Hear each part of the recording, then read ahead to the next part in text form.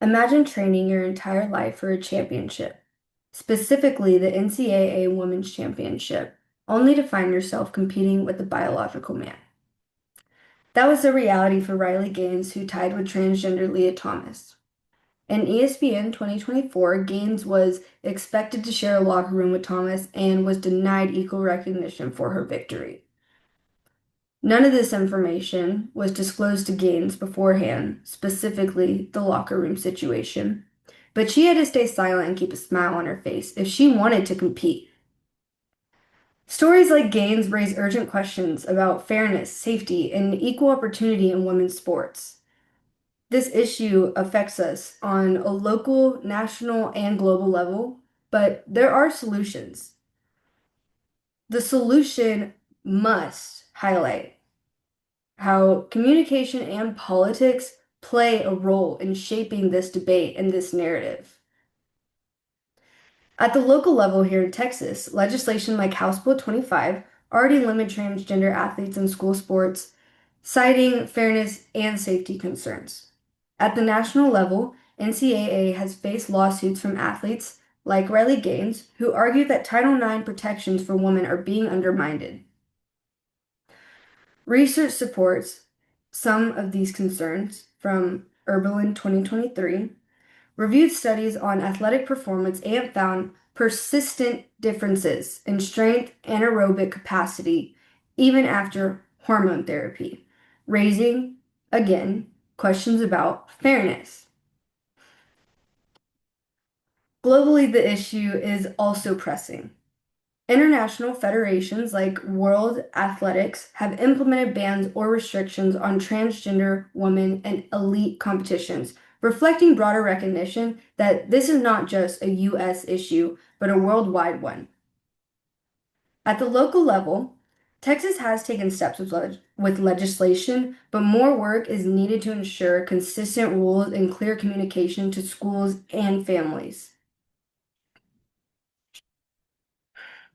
At the national level, the White House under Donald Trump issued the 2025 executive order Keeping Men Out of Women's Sports, which directed federal agencies to enforce Texas 9 in a way that reserves athletic opportunities for biological women from the White House 2025.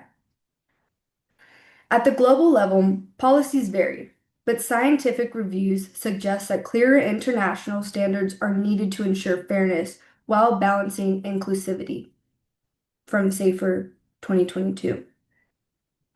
Solutions will require not only legal action, but also scientific evidence, athlete testimony, and careful policy making.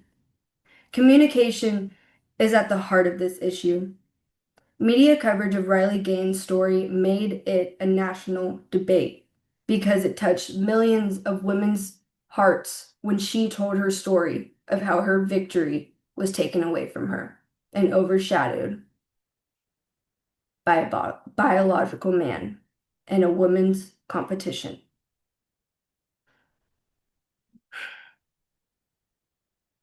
Advocacy groups use communication to sway public opinion while policymakers frame the issue in ways that resonate with their base.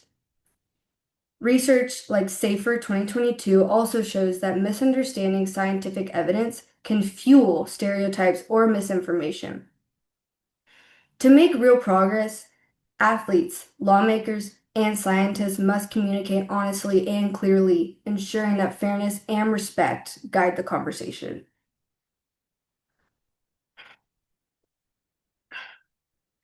At the end of the day, this is not just about rules or politics. It's about fairness and equal opportunity for women.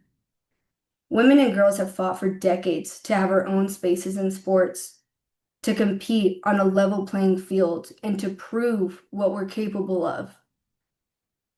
Allowing biological men to compete against women takes away those opportunities and even puts women at risk of being hurt because men are naturally stronger.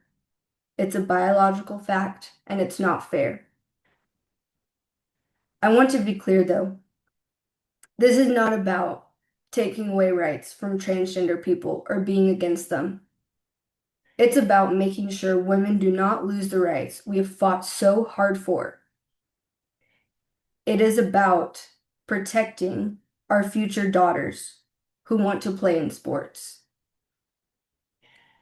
If we want to keep sports safe, fair, and truly equal, we need to protect women's competitions so that every little girl has a chance to compete and to succeed. Thank you.